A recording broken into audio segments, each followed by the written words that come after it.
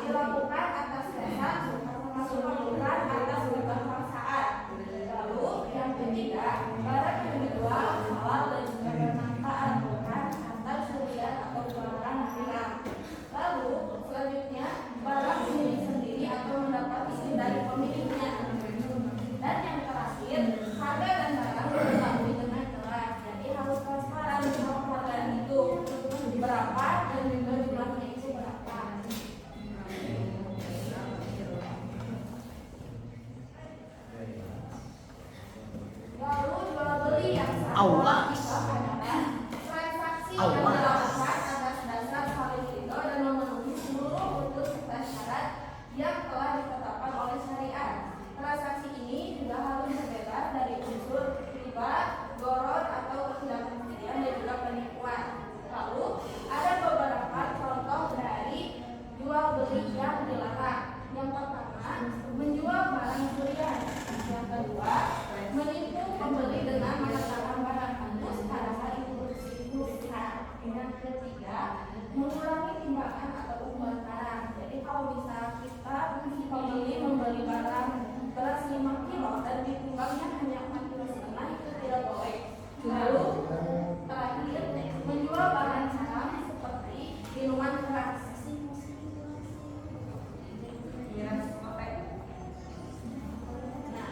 Lalu contoh dari ijab kabul ridho dalam jual beli seperti apa? Nah, contohnya seperti ini. Jadi penjual menyebutkan, saya jual baju ini kepada Anda dengan harga 100.000. Lalu pembeli, saya beli dan saya terima baju ini dengan harga 100.000. Kemudian penjual mengucapkan, baik, saya serahkan baju ini kepada Anda. Dan pembeli bilang, baik, saya terima baju ini dan saya serahkan dengan uang sekitar 100.000. Lalu penjual, uang telah saya terima kasih atas pembeliannya. Semoga baju ini bermanfaat.